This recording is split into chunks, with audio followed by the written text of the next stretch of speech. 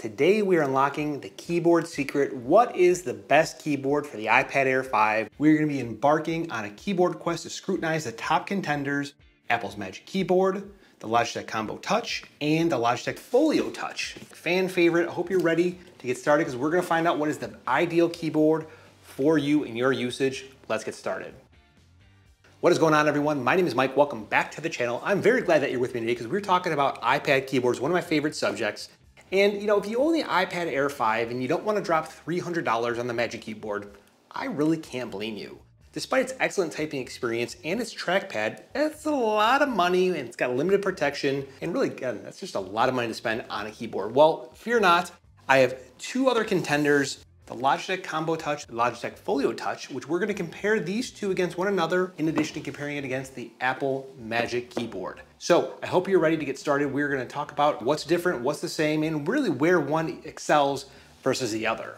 Now, by the end of this journey, you're going to know which keyboard is going to be best for your situation and your usage. Now, before we get into it, 90% of you that are watching this video today are not subscribed to the channel, which really just makes me sad. I love the iPad. I love making iPad content. And if you do, go ahead and click that subscribe button, turn on notifications to get other content related to the iPad, the iPhone, productivity, things that make you more productive with your device.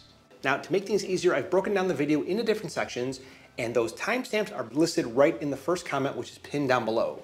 Everything we talk about today is going to be linked in the video description, so if you don't really want to wait, go to the video description right below the like button and you'll find links to the products to buy, which helps the channel out. Now, first, let's discuss the similarities of these products. Both the Logitech Combo Touch and the Folio Touch come wrapped in a sleek fabric that offers a premium look and feel. I mean, this has got just great texture to it. It's a nice canvas. Now, speaking from personal experience, with my 12.9-inch iPad Pro, which I have the Combo Touch for, this fabric is going to wear very well over time. It doesn't fray, it doesn't necessarily get marred or anything like that. So we'll tell you that depending on how much oil you have in your fingers, you will see kind of light marks on the fabric over time. Again, I've had my keyboard case for probably about 2.5 years at this point. So it is going to wear well, and I wouldn't necessarily worry about it looking frayed or damaged over a long period of time. In between these two different keyboards, they both have a kickstand on the back, and that kickstand allows this device to be used anywhere between 20 degrees and 60 degrees for the viewing angles. Now, those viewing angles are going to unlock different modes that you can use the iPad keyboard in. Now, what is nice here is that the Combo Touch has the keyboard that easily pulls apart. So if you wanted to, you could use this case by itself and with the kickstand, which is going to help you out with those modes. You have typing, viewing, sketching, and reading. Now, moreover, both keyboard cases really provide full 360 protection. You know, they're not exposing any of the sides like you see on the Magic Keyboard, and you shouldn't necessarily be afraid of, dropping your iPad in this because of the way that this is designed. It's very thick. It's not necessarily what I would say cumbersome to use because of its thickness, but it is definitely built to last for each one of these keyboards. It doesn't matter whether you choose the Combo Touch or the Folio Touch. They both have a thickness about them, thick with two C's, as they like to say, to each one of these keyboard cases. The only difference is that the keyboard is permanently connected to the case itself, and it doesn't separate like it does on the Folio Touch. Now, on the inside of each case, there is a lip, and that lip will protect the glass of your iPad from coming in contact with the keys of the keyboard. Now, it doesn't matter whether you're using a paper-like screen protector, like something very thin, or even a tempered glass screen protector. I would say anything under about 3 millimeters, which you'll be able to use this, and you shouldn't have any obstructions with closing the case, just like so. Now, both of these keyboards are designed to work with the iPad Air 4 and the iPad Air 5, and you can see here, there's a little cutout here for the Touch ID button, which allows you to quick access on there. Make sure you buy the version for the iPad Air 5, iPad Air 4, and not the iPad Pro version. Now, while you're using the keyboard case with the keyboard, the iPad is providing power through the smart dock connector on the back of your iPad. So there's no need to power this or charge it separately. There's no need to Bluetooth pair. All that is kind of like a thing of the past with the smart dock connector. And that goes the same for the Folio case as well. Now, both keyboards come equipped with iOS function keys, which I really just rave about in every video. These function keys allow you quick access to valuable shortcuts, including screen brightness, on-screen keyboard, search, media controls, and volume adjustments.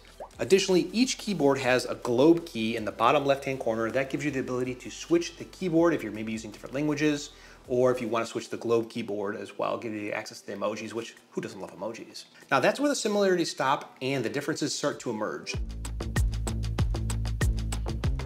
These keyboards, even though they are kind of relatively the same feature set, they do have two different price points. Folio Touch, which is here on the left, has a price point of $129, $139, while the Combo Touch is more often between $169 and $199. So there is a $40, $50 difference depending on where you buy these two keyboards at, but that's not the only thing. There's a difference in weight where the Folio Touch weighs 642 grams, making it slightly heavier than the Combo Touch, coming in to its 574 grams, owing the difference in weight to its thinner profile.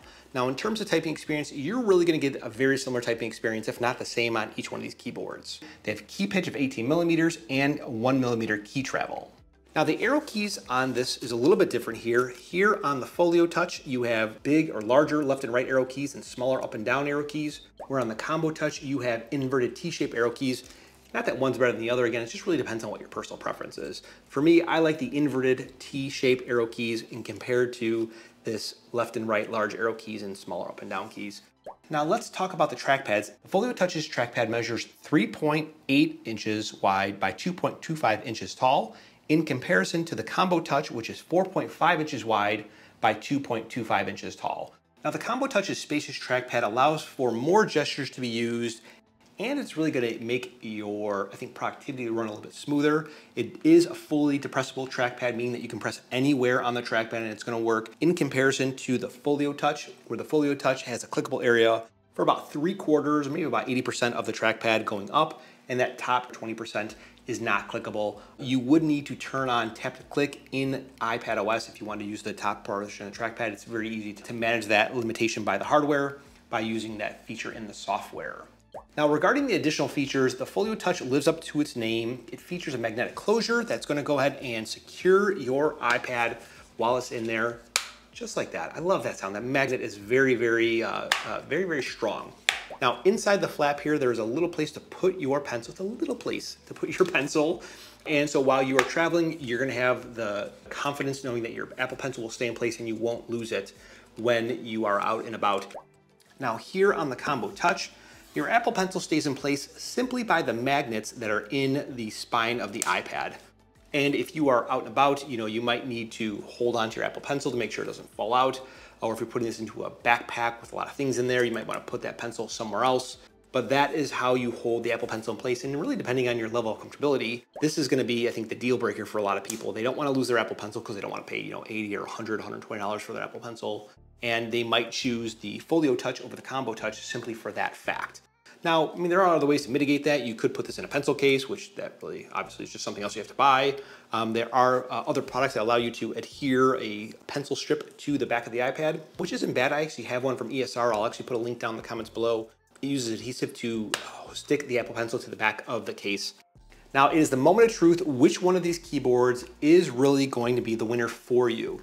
Now, personally, I think that the Combo Touch offers a more convenient experience because you can separate these two pieces and dock it when you want to. Now, just to be clear, when this is disconnected from the case, you cannot use the keyboard without actually being connected, because in the keyboard frame, there is the power pins that connect to the case itself. Now, I think that if you are cost conscious, the Folio Touch really is a solid option without skimping on the typing experience. But I want to think a little bit long-term for you. I want to pose something to you, maybe just get you thinking a little bit differently. Now, let's just say that the difference between these two keyboards is 50 bucks. If you keep your iPad for, 2, 3, 4 years, probably, and you take that additional $50 cost, if you were thinking that this is too expensive and $50, you don't want to stomach the money, I would tell you that if you look at that $50 over the course of the length of time that you would have your iPad and divide that into the number of days, the dollar amount that's going to be incremental is very, very little. And that's just something I would suggest. And depending on the use case that you're trying to solve, what you're trying to optimize for, whether it's cost, portability, weight, whatever the case is,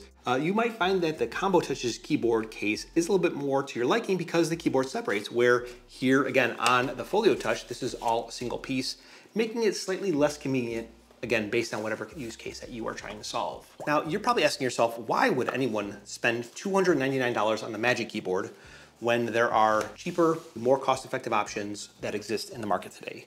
Well, that's a really good question. I think it's probably Apple's entire pricing strategy.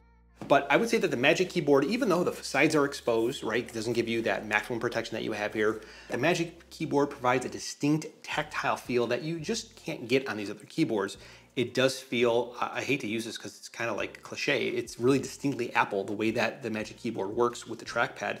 Not that the Combo Touch or the Folio Touch are less than, they're just different and unique to the Logitech products. Now to sum it all up, the Combo Touch offers a compelling typing experience and feature set when you look at the Magic Keyboard. You know, it's $100, $120, $130 less expensive. If you're price sensitive, the Folio Touch is more affordable option with solid protection and additional way to store your Apple Pencil with it's gonna be secure using that flap, which just again, that's an awesome sound. Now, if you want to learn more about iPad productivity, I have a video here for you. You can go ahead and watch that. And YouTube and the algorithm have picked out a video for you right here. My name is Mike, and I will talk to you guys in the next one.